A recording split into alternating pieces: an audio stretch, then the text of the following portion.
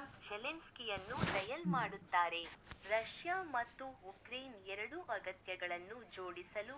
O times of India 19 March 25 ರಾತ್ರಿ 9:32 ISTO world desk. Times of India world Ukraine ಅಧ್ಯಕ್ಷ ವೊಲೊಡಿಮಿರ್ Zelensky ಅವರು ಬುಧವಾರ US ಅಧ್ಯಕ್ಷ ಡೊನಾಲ್ಡ್ ಟ್ರಂಪ್ ಅವರೊಂದಿಗೆ ಮಾತನಾಡಿದ್ದು, 3 ಯುದ್ಧಗಳನ್ನು ಕೊನೆಗೊಳಿಸಲು ಕದನ ವಿರಾಮದ ಬಗ್ಗೆ ರಷ್ಯಾ ಅಧ್ಯಕ್ಷ ವ್ಲಾಡಿಮಿರ್ ಪುಟಿನ್ ಅವರೊಂದಿಗೆ ಟ್ರಂಪ್ ಕರೆ ನೀಡಿದ್ದಾರೆ. ಉಕ್ರೇನ್ನ ಅಧ್ಯಕ್ಷ ಜೆಲೆನ್ಸ್ಕಿ ಅವರೊಂದಿಗೆ ಉತ್ತಮ ದೂರವಾಣಿ ಕರೆಯನ್ನು ಪೂರ್ಣಗೊಳಿಸಿದೆ. ಇದು ಸರಿಸುಮಾರು 1 ಗಂಟೆಗಳ ಕಾಲ ನಡೆಯಿತು. ಸಂಭಾಷಣೆಯ ನಂತರ ಟ್ರಂಪ್ ತಮ್ಮ ಸತ್ಯ ಸಾಮಾಜಿಕ ವೇದಿಕೆಯಲ್ಲಿ ಬರೆದಿದ್ದಾರೆ.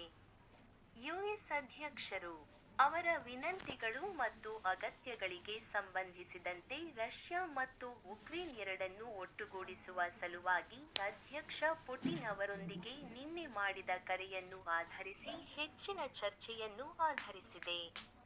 ನಾವು ತುಂಬಾ ಟ್ರ್ಯಾಕ್ನಲ್ಲಿದ್ದೇವೆ ಎಂದು ಟ್ರಂಪ್ ಹೇಳಿದರು. ಮಂಗಳವಾರ ಟ್ರಂಪ್ ಮತ್ತು ಪುಟಿನ್ ನಡುವಿನ 90 ನಿಮಿಷಗಳ ಕರೆ ಕುರಿತು ಜೆಲೆನ್ಸ್ಕಿಗೆ ತಿಳಿಸಲಾಗಿದೆ ಎಂದು ದೃಢಪಡಿಸಿದರು.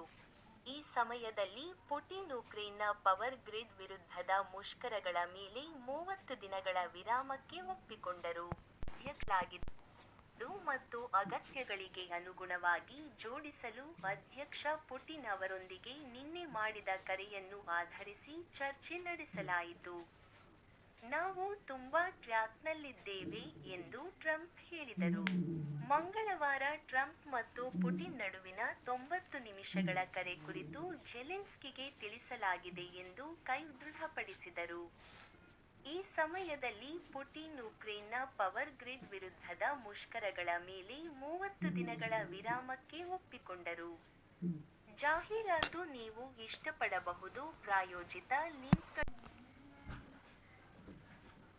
2, 3 ಮತ್ತು 4 ಅಪಾರ್ಟ್ಮೆಂಟ್ಗಳು ಪ್ರೀ-ಲಾಂಚ್ ಪ್ರಯೋಜನಗಳನ್ನು ಹೊಂದಿವೆ. ಗೋದ್ರೇಜ್ ಶೆಟ್ಟಿಗೆರೆ ಹೊಸ ಲಾಂಚ್ ಗೋದ್ರೇಜ್ ಶೆಟ್ಟಿಗೆರೆ ಎರಡೂ ಕಡೆಯವರು ತಾತ್ಕಾಲಿಕ ಕದನ ವಿರಾಮವನ್ನು ಬೆಂಬಲಿಸುವುದಾಗಿ ಹೇಳಿದ್ದರು.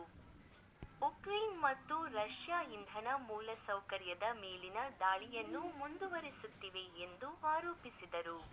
ರಷ್ಯಾದ ಕ್ಷಿಪಣಿಗಳು ಮತ್ತು ಡ್ರೋನ್ಗಳು ರಾತ್ರೋರಾತ್ರಿ ದೇಶವನ್ನು ಹೊಡೆದು ಒಬ್ಬ ವ್ಯಕ್ತಿಯನ್ನು ಕೊಂದು 2 ಆಸ್ಪತ್ರೆಗಳನ್ನು ಹಾನಿಗೊಳಿಸಿವೆ ಎಂದು ಉಕ್ರೇನ್ ರಕ್ಷಣಾ ಸಚಿವಾಲಯ ವರದಿ ಮಾಡಿದೆ.